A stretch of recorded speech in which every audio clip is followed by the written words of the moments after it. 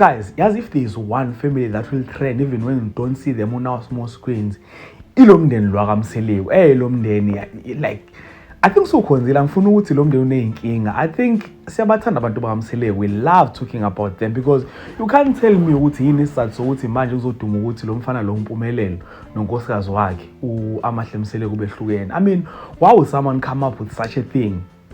But ke angazi, angifuni ukuthi amanga lento lena, angifuni ukuthi iqiniso futhi, but if kuuthi iqiniso, I want to come up with some speculations. Izinto engicabanga ukuthi yizona ezenze ukuthi umshado wabo uphele, and that is if kuuthi uphelile, of which I doubt ukuthi ngenzeka into efana naleyo. So let's quickly get into the video, but before we start with the video, I would like to request you guys to like the video, and if you subscribe to this channel, please do press the subscribe button. You can also show support by scoring down it so that you can watch my previous videos, and I hope that you guys are going to enjoy watching this video. So let us speculate. Now, before starting with all the speculations and things that I think caused this marriage or relationship to end, I want to first start with a brief background with what happened. So, ngingena ku Facebook, mawadi ngiscroll ku Facebook ngiqhamukela to this post. Le post lena ithi, olomfana lo kaMseleku ubani uMpumelelo nonkosikazi wakhe uMabiyela. Sebevele bakhetha ukuhlukana. I'm like, what's going on? Then I went to the story to read further. Manje ngiyangena lapha nangempela hayibo lento lebekade ibhizi ku Twitter up and down na ku Facebook bhizi abantu bakhuluma ngawe and bashow ukuthi ngempela this marriage has ended. And I'm like, okay, I think I know why. And the first thought that came into my mind was this one.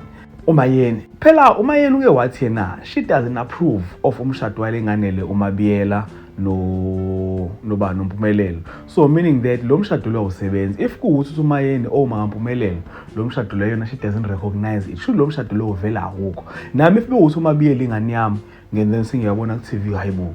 Nangu phela uma lo mfana lo uthi ushade ingane yami uthi akazi yena uthi ingane yakhe kushuthi lo mshado lo like awusebenzi.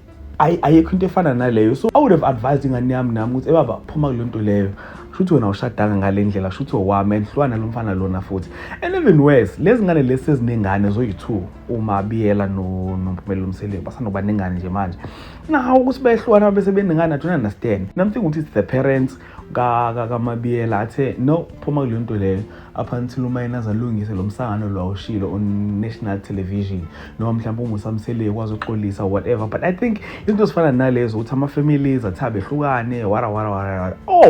The second reason could be that uMabiyela feels isolated. Okay, now I saw this on the post that I was reading to you guys. But then ngiyavumelana nayo. Uma uthi uyacabanga kahle, uMpumelelo looks more invested kuTirelo as compared to uMabiyela. So angazi ukuthi kwenzakalani. So I think nami ngiyavumelana nalabantu laba but I think uAmahle is getting tired because uyabona ukuthi ayilangi second option. Thanda uTirelo kakhulu la, so wathuthi ngihlehle kancane. And the worst part is that ngingabona ipost la Mpumelelo bade postile. I'll go to Mpumelelo's Instagram page and check ukuthi sakhona le post le. Ana waposti uMpumelelo amakhosikazi wakhe a happy birthday mfowethu. Ngiyabona ukuthi indoda bengimvuma ukuthi indoda. After this ngiyabona ukuthi shoot ama-camera bonzela ama-camera to smart for the cameras bancuma nabo, and then Mpumelelo took a video and then and then after that yabese yadlula kanti uAmahle ayekho happy. So that is another possible reason ukuthi mhlawumbe uyabona ingane yabantu ukuthi no man ayisebenzi lento la ingisebenzeli, so I need to just leave this thing. So we don't know guys. Or another reason could be uAmahle just chose peace. Phela kaMseleku kune drama. I mean, we also from this season of Uthando Nesithembu ukuthi ningi drama lapha kulo mndeni loya. So ingane yabantu mhlawumbe decide ukuthi I want peace. I want out of this family. Lo mndeni wakhe futhi sathi nathi phuma ngane yami lo mndeni lo, because umndeni ongena peace lo nahlezi ne drama each and every day. So if you are getting into that marriage, that means you are signing in for a drama now. So I said phuma lapho now Amahle bona ukuthi maybe ukuphuma is a good idea.